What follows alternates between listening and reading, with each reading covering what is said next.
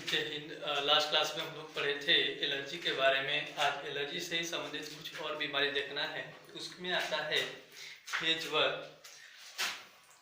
ये हे ज्वर जो है इसको हम लोग हे फीवर के नाम से जानते हैं।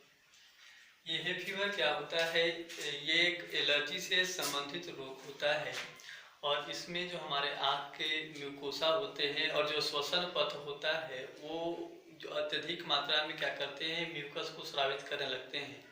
तो ये एलर्जन के कारण जब म्यूकोसा से आँख और श्वसन पथ के म्यूकोसा से अत्यधिक मात्रा में जो म्यूकस होता है उसका सिक्रीशन प्रारंभ हो जाता है तो उसको हम लोग क्या कहते हैं, हे ज्वर कहते हैं। तो ये एलर्जी से संबंधित बीमारी है। 2019 में इससे एक ऑब्जेक्टिव क्वेश्चन आया था, तो उसी ऑब्जेक्टिव क्वेश्चन को लेकर के ये हम आपको पढ़ा रहे हैं, ना तो इसका कोई और मतलब नहीं है। जनरली क्या होता है इसमें, एलर्जन जो होते हैं, एलर्जन के प्रति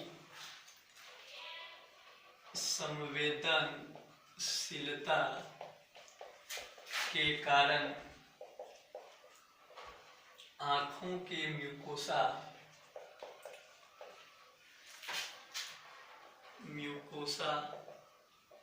एवं श्वसन पथ अत्यधिक मात्रा में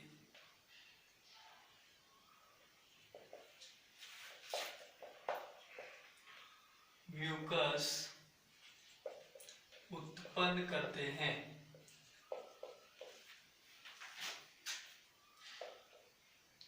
जिसे हे ज्वर कहा जाता है।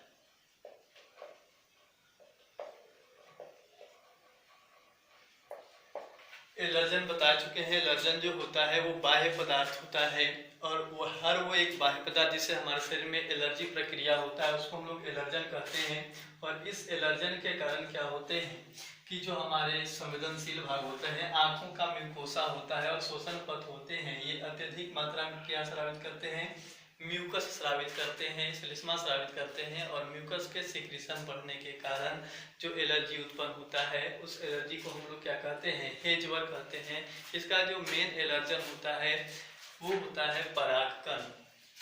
यहाँ पर एलर्जन लिख सकते हैं। एलर्जन जो होता है इसका वो कौन होता है, परागकण होता है। इसके बाद हम लोग को जो पढ़ना है, या अभी तक हम लोग जो पढ़ रहे थे वो कई प्रकार के संक्रामक बीमारी पढ़ रहे थे, आगे भी एड्स पढ़ना है। लेकिन इससे पहले हम लोग कुछ देख लेते हैं। जनरली बहुत विभिन्न प्रकार के रोग जो होते हैं वो सूक्ष्म जीवों के कारण होते हैं और कुछ रोग जो होता है वो शरीर में आंतरिक कारणों से होता है, डीएनए और गुणसूत्र में अनुवांशिक कारण से होता है। तो ये जो अनुवांशिक कारणों से हमारे शरीर में उत्पन्न होने वाले रोग होते हैं, ऐसे रोगों को हम लोग कहते हैं स्व प्रतिरक्षा रोग, ऑटो इम्यूनो डिसऑर्डर। तो नेक्स्ट हम लोग को जो पढ़ना है वो स्व प्रतिरक्षा रोग पढ़ना है। देखिए क्या होता है स्व प्रतिरक्षा रोग। यहाँ से भी ऑब्जेक्टिव क्वेश्चन आते रहता है। स्व प्रतिरक्षा रोग, ऑटो इम्यून डिसऑर्डर, ये क्या होता है? ऑटो इम्यून डिसऑर्डर कभी कभी जनरली आनुवंशिक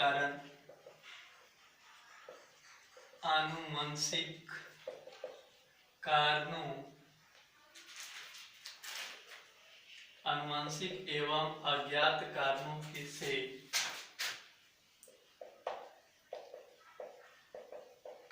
से प्रतिरक्षा तंत्र स्वयं की कोशिकाओं को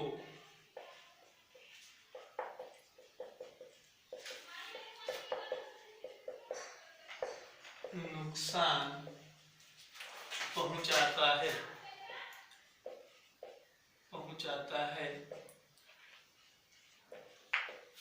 इससे उत्पन्न होने वाले रोग को स्व प्रतिरक्षा रोग कहते हैं।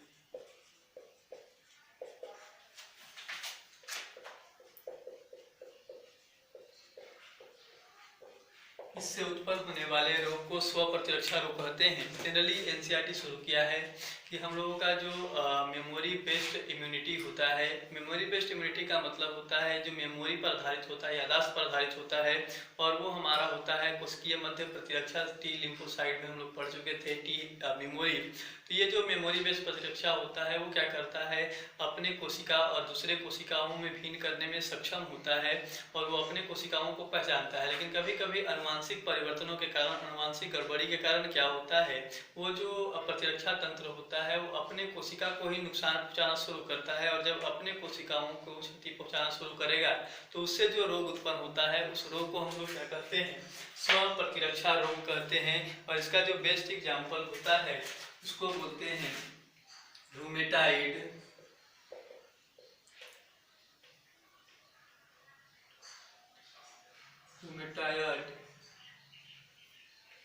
आर्थराइटिस।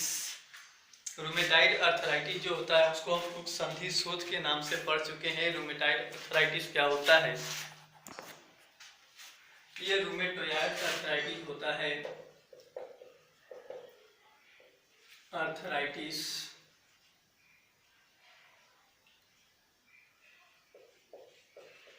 आर्थराइटिस ये रूमेटाइड आर्थराइटिस, इसको हम लोग कहते हैं संधि शोथ। और बीमारी होता है, इसमें आता है आपका माइस्थेनिया ग्रेविस, हाशीमाटो डिजीज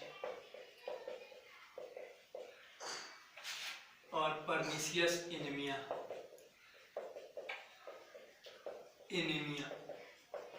ये सब के सब जो बीमारी होते हैं वो स्व प्रतिरक्षा रोग, इसके अलावे भी होते हैं, लेकिन जितना आपको बोर्ड में जानना है उतना हम आपको बता रहे हैं।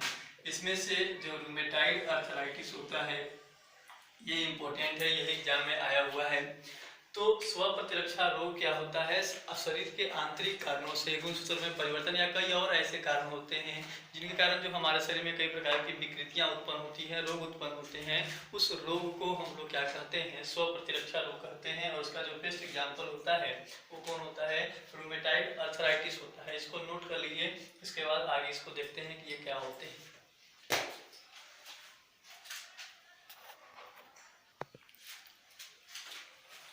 तो रूमेटाइड आर्थराइटिस में क्या होता है, हम लोग 11th क्लास में देख चुके हैं। ये जो बोन के ज्वाइंट होते हैं, और बोन के ज्वाइंट के पास क्या होता है, साइनोवियल मेम्ब्रेन होता है।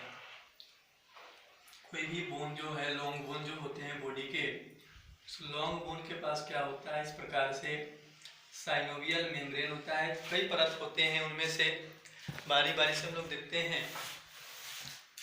Minute marker.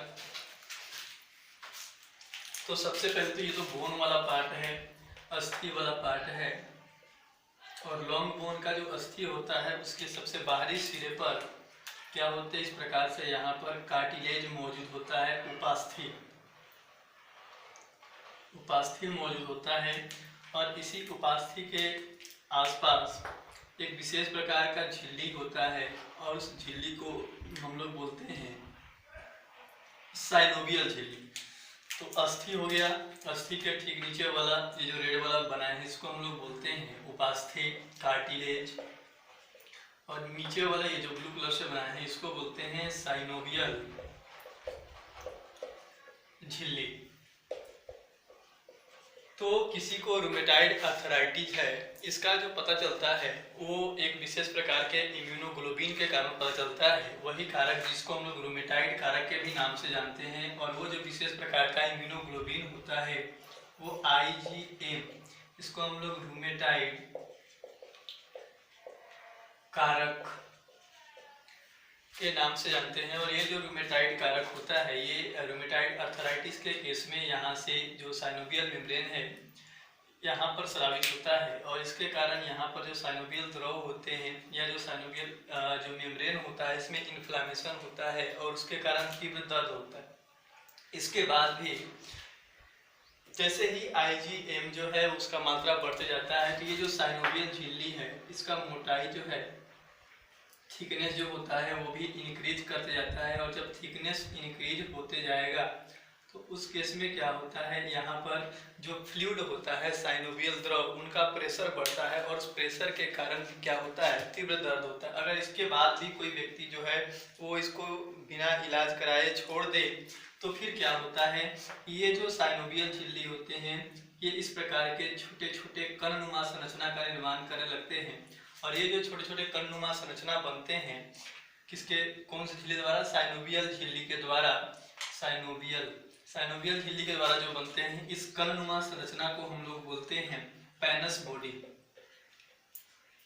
और ये पेनस बॉडी का काम क्या होता है, ये पेनस बॉडी जो है वो ये जो बोन के कार्टिलेज होते हैं इस कार्टिलेज के साथ जुड़ जाते हैं और कार्टिलेज जो होता है वो धीरे धीरे क्या होने लगता है, नष्ट होने लगता है। और जब ये नष्ट होने लगे तो बोन जो है धीरे धीरे और क्या होता है, क्लोज आता है। और जब बोन क्लोज आएंगे तो फिर उनका जो मूवमेंट होता है ज्वाइंट में वो नहीं हो पाता है। और जब ज्वाइंट का मूवमेंट नहीं होगा तो व्यक्ति जो है वो चलने में, घूमने में, पैर हाथ या कोई भी ज्वाइंट जो होता है उसको फोल्ड करने में उसको काफी कष्ट का अनुभव होता है। और इस बीमारी को हम लोग क्या कहते हैं, रूमेटाइड आर्थराइटिस कहते हैं। तो इसमें होता क्या है, यह रूमेटाइड कारक IgM के कारण होने वाला रोग है। इसमें साइनोवियल झिल्ली का इन्फ्लामेशन होता है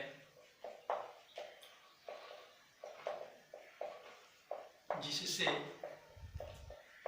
तीव्र दर्द होती है।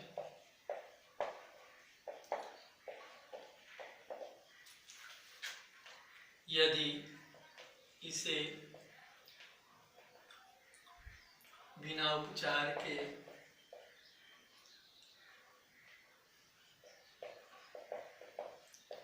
छोड़ दिया जाए तो यह झिल्ली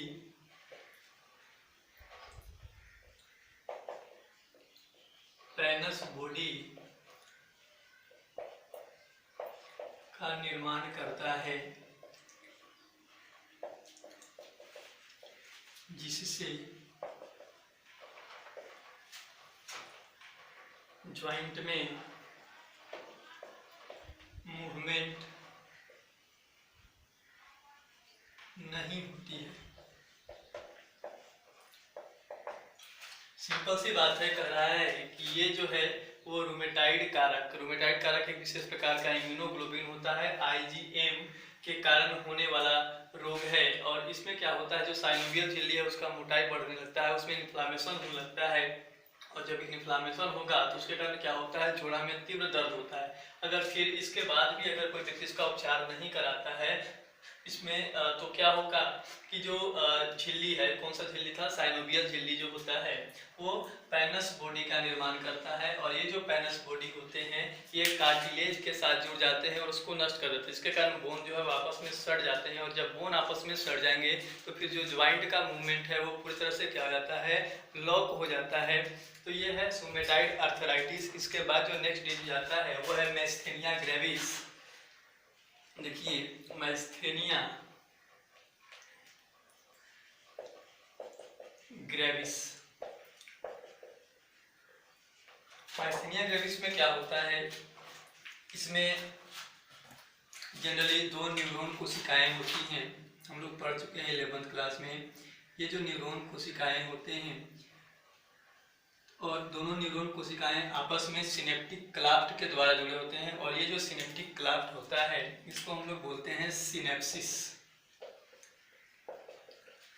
तो ये इनका जो ऊपर वाला टॉप मोस्ट पार्ट होता है इसको हम लोग बोलते हैं डेंड्राइट्स या साइटोन। और ये जो होते हैं वो एक्सॉन होते हैं। तो जब एक न्यूरॉन को मैसेज दूसरे न्यूरॉन के पास भेजना होता है तो वो क्या करते हैं, जैसे यहाँ से मैसेज इस न्यूरॉन में आना है तो ये जो इसका जो टिलोडेंड या सिनेप्टिक नोब होता है, यहाँ पर जो सिनेप्टिक पुटिका होते हैं वो एक विशेष प्रकार के केमिकल इसे सिनेप्सिस में स्रावित करते हैं। और ये जो केमिकल स्रावित होता है इस केमिकल को हम लोग बोलते हैं एसिटोकोलिन। एसिटोकोलिन न्यूरोट्रांसमीटर। ये जो एसिटोकोलिन केमिकल होता है वो दूसरे न्यूरॉन के डेंड्राइट पर मौजूद जो ग्राही होते हैं, इन ग्राहियों से जुड़ते हैं तो ही इसके अंदर दूसरे न्यूरॉन के अंदर क्या होता है, मैसेज का संचार होता है। तो इस केस में मैसेनिया ग्रेविस में क्या होता है कि ये जो एसिटोकोलिन को रिसीव करने वाले ग्राही हैं, इनके विरुद्ध में ही एंटीबॉडी का निर्माण हो जाता है। और जब इन ग्राहियों के विरुद्ध में, ये जो ग्राही हैं, ग्राही के विरुद्ध में एंटीबॉडी का निर्माण होगा तो ग्राही जो है वो एसिटोकोलिन के द्वारा प्राप्त होने वाले मैसेज जो होते हैं उसको ग्रहण नहीं कर पाते हैं। और उस स्थिति में क्या होता है, जो नर्व का कंडक्शन होता है, संचार होता है, वो रुक जाता है। और जब नर्व का संचार कंडक्शन रुक जाएगा तो उससे जो पेशी होते हैं उनके कार्य क्या होते हैं, प्रभावित होते हैं। और धीरे धीरे जो पेशी होता है वो डिजेनरेट हो जाता है। तो लिख देते हैं इसको। इसमें एंटीबॉडी का निर्माण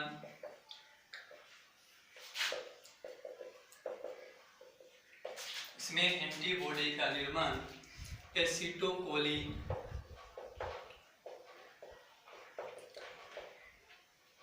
ग्राही, लिख सकते हैं तंत्रिका कोशिका के एसिटोकोलिन ग्राही के विरुद्ध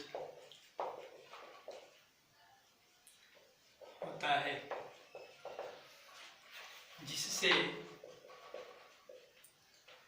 तंत्रिका संचार प्रभावित होता है। तंत्रिका संचार जो है प्रभावित होगा। और इसके साथ साथ और क्या होता है, पेशी डिजेनरेट हो जाते हैं या पेशी के कार्य भी प्रभावित होते हैं।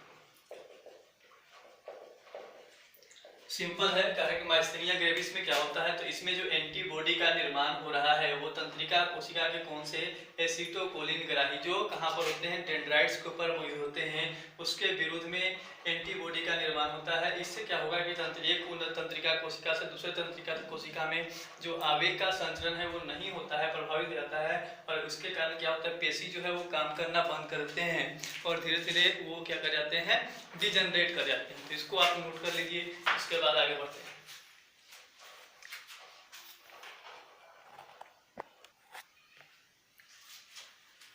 तो नेक्स्ट जो है वो हाशीमोटो डिजीज है। इसमें क्या होता है, इसमें एंटीबॉडी का जो निर्माण होता है वो थायराइड ग्रंथि, हम लोग अंतःस्रावी ग्रंथि पढ़ते हैं, गले में यहाँ पर क्या होता है, लरिंक्स के ठीक नीचे एक द्विपालित संरचना होती है, इसको हम लोग थायराइड ग्रंथि बोलते हैं।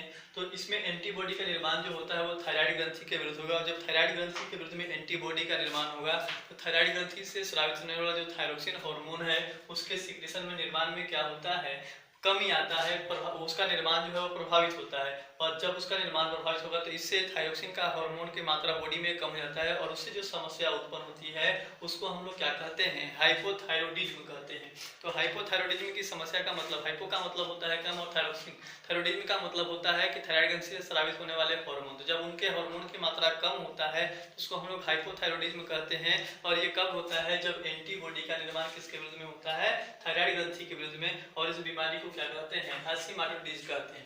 नेक्स्ट आता है पर्निशियस एनीमिया। इसमें क्या होता है कि हम लोग का अमाशय जो होता है वहाँ पर एक विशेष प्रकार का फैक्टर होता है, कारक होता है, ऐसा कारक जो विटामिन B12 के अवशोषण के लिए जिम्मेवार होता है और उस कारक का नाम है कास्टल इंट्रिंसिक फैक्टर। ये जो कास्टल इंट्रिंसिक फैक्टर होता है ये अमाशय में मौजूद होता है।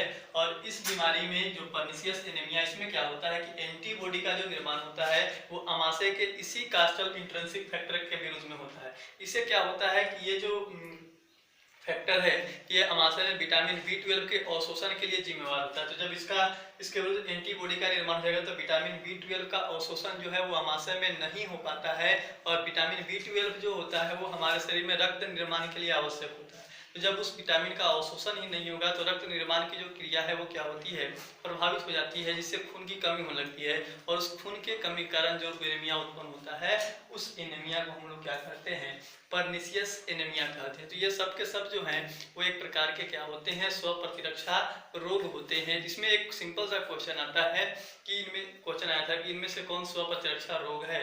तो आपको याद रखना इसका एग्जाम्पल रूमेटाइड अर्थराइटिस होता है, माइस्थेनिया ग्रेविस होता है, हाशीमाटो होता है और परनिशियस एनीमिया जो मुख्य होते हैं, इंपॉर्टेंट होते हैं, वो आपको हम बताए हैं। इसके साथ और भी होता है और जो एग्जाम में आया हुआ है वो कौन आया हुआ है, रूमेटाइड अर्थराइटिस। आप इसको नोट कर लीजिए। आगे बढ़ते हैं नेक्स्ट बीमारी की ओर।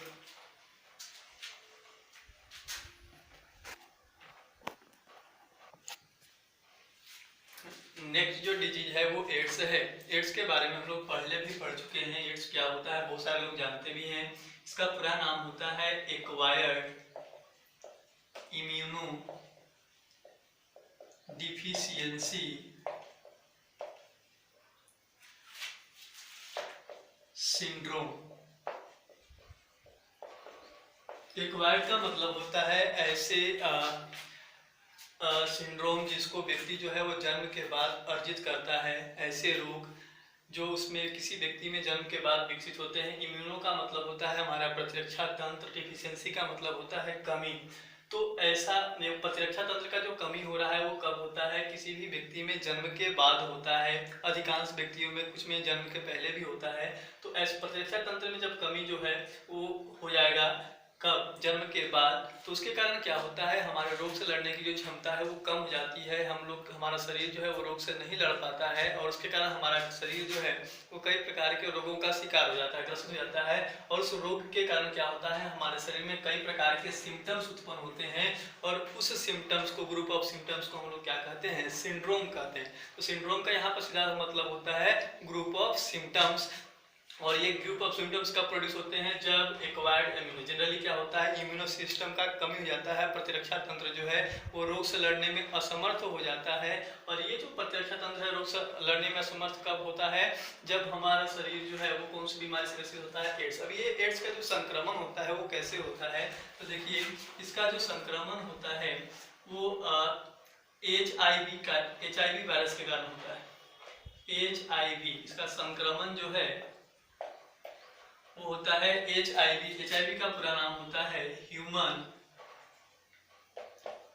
Immuno deficiency virus, human immuno deficiency virus. और इसी को एक और नाम से जानते हैं हम लोग, रिट्रो वायरस। ये जो HIV होता है वो रिट्रो वायरस का सदस्य होता है, रिट्रो वायरस का सदस्य होता है, जिसको हम लोग हिंदी में पश्य विषाणु के नाम से भी जानते हैं, पश्य विषाणु। ये जो रिट्रो वायरस है इसका जो सदस्य होता है वो HIV होता है। और यही HIV human immuno deficiency virus जो होता है वो कौन सी बीमारी के लिए जिम्मेवार होता है, एड्स बीमारी के लिए जिम्मेवार होता है। अब ये जो एड्स का पहला केस आया था वो कहाँ, पहला केस जो आया था वो अमेरिका में आया था, कब, 1981 में। फर्स्ट केस ऑफ एड्स जो आया था वो कब आया था, 1981 में अमेरिका में आया था। और ये 1981 में अमेरिका में वैसे व्यक्तियों के अंदर देखा गया था जो समलैंगिक होते हैं।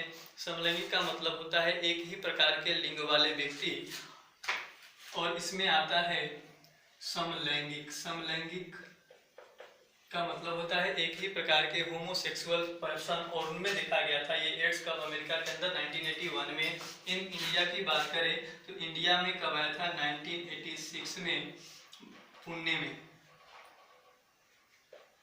भारत। और तब से लेकर के आज तक ये विश्व भर में लाखों लोगों का क्या कर चुका है, जान ले चुका है। अब ये बहुत घातक बीमारी है। इसको घातक बीमारी इसलिए कहते हैं क्योंकि अभी तक इसका उपचार जो है वो नहीं मिला है। अभी तक ये लाइलाज बीमारी है। इसके सिर्फ सिम्टम्स को हम लोग क्या कर सकते हैं, रोक सकते हैं। एड्स का जो लक्षण होता है वो काफ़ी देर से निकलता है, उसके बारे में भी हम आगे पढ़ेंगे। सबसे पहले बात करते हैं कि ये HIV वायरस होता है वो संक्रमित कैसे करता है। तो HIV वायरस जो है वो भी बताया कि किसको हमारे प्रभावित करता है, हमारे इम्यूनो सिस्टम को प्रभावित करता है, हमारे प्रतिरक्षा तंत्र को, रोग से लड़ने का जो क्षमता होता है उसको ये प्रभावित करता है। देखिए आगे कैसे होता है।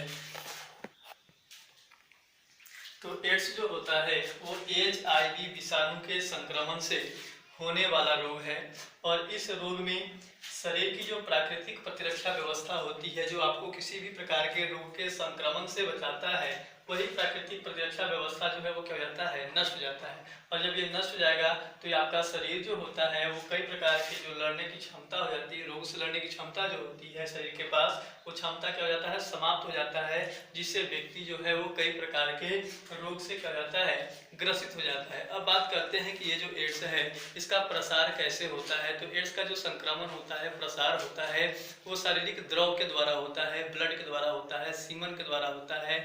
इसके अलावा ये किसी चीज के द्वारा नहीं फैलता। ध्यान रखना, एड्स का जो प्रसार होता है, फैलाव होता है, वो सिर्फ और सिर्फ किसके थ्रू होता है, बॉडी फ्लूइड के द्वारा होता है, ब्लड एंड सीमेन के द्वारा होता है। तो आगे हम लोग पढ़ते हैं रोग के प्रसार। तब तक इसको आप क्या कर लीजिए, नोट कर लीजिए।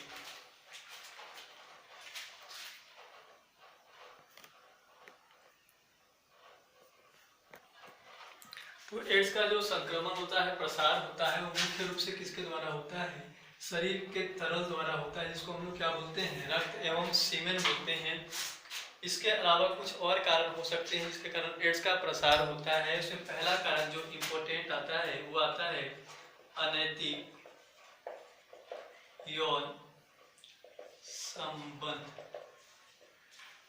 अनैतिक यौन संबंध जो होता है वो भी एड्स प्रसार का मुख्य कारण होता है। सेकेंड जो होता है वो संक्रमित रुधिर आधान, इन्फेक्टेड ब्लड ट्रांसफ्यूजन जो होता है। थर्ड होता है इन्फेक्टेड, जो संक्रमित सुई और सिरिंज होता है किसी व्यक्ति का, अगर आप उसका प्रयोग कर लेते हैं तो उससे भी होता है संक्रमित सुई एवं सिरिंज के उपयोग से किसी संक्रमित व्यक्ति के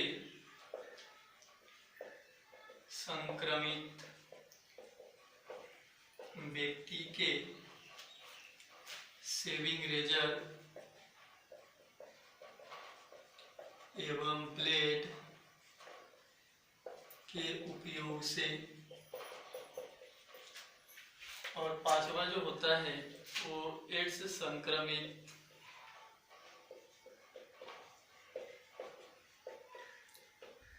मां से उसके होने वाले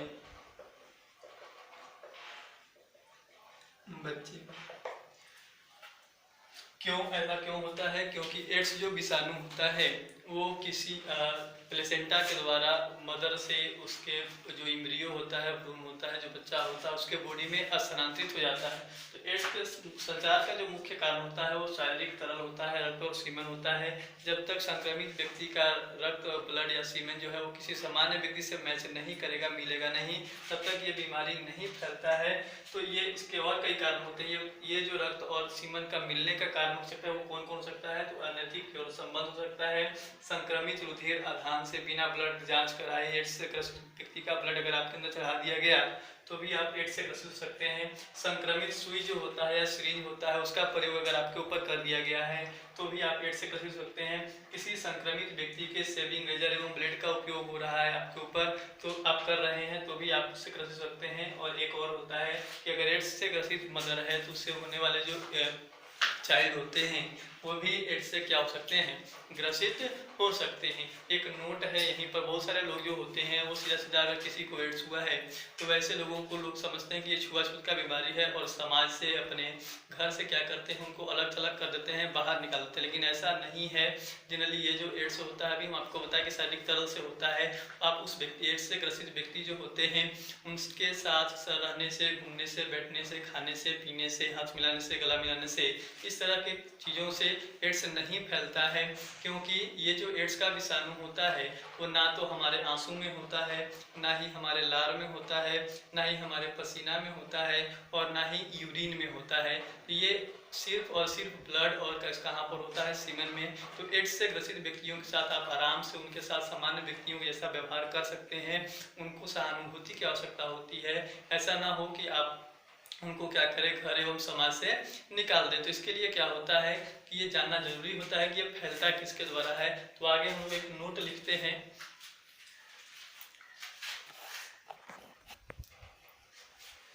एड्स का प्रसार किसी संक्रमित व्यक्ति के साथ रहने, घूमने, खाना खाने, हाथ मिलाने से नहीं होता है, क्योंकि HIV वायरस, विषाणु, आंसू, पसीना,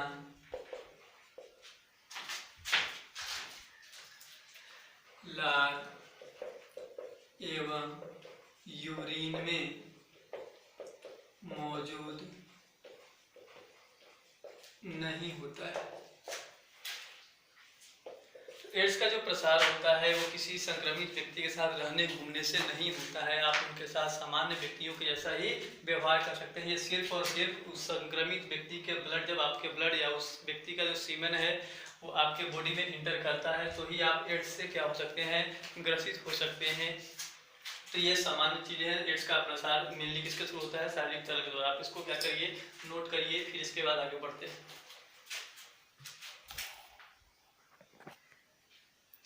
तो एड्स के लक्षण जो होते हैं, एड्स का लक्षण जो है वैसा नहीं है कि HIV वायरस का संक्रमण आपके बॉडी में हुआ और उसका लक्षण जो है वो आपके बॉडी में दिखाई देना शुरू हो जाता है, ऐसा नहीं होता है।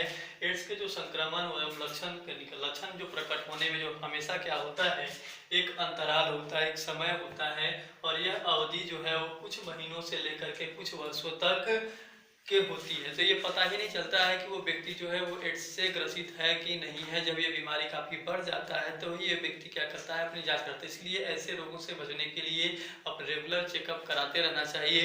तो ये एड्स ऐसा बीमारी है जिसका लक्षण जो है वो तुरंत नहीं निकलता है। इसके लक्षण निकलने में कुछ महीनों से लेकर के ये 5 वर्ष से 10 वर्ष का समय लगता है और इसको हम लोग बोलते हैं इंक्यूबेशन पीरियड। पढ़ चुके हैं डिजीज चैप्टर का जो पहला लेक्चर था उसी में हम लोग पढ़ चुके हैं इंक्यूबेशन पीरियड क्या होता है।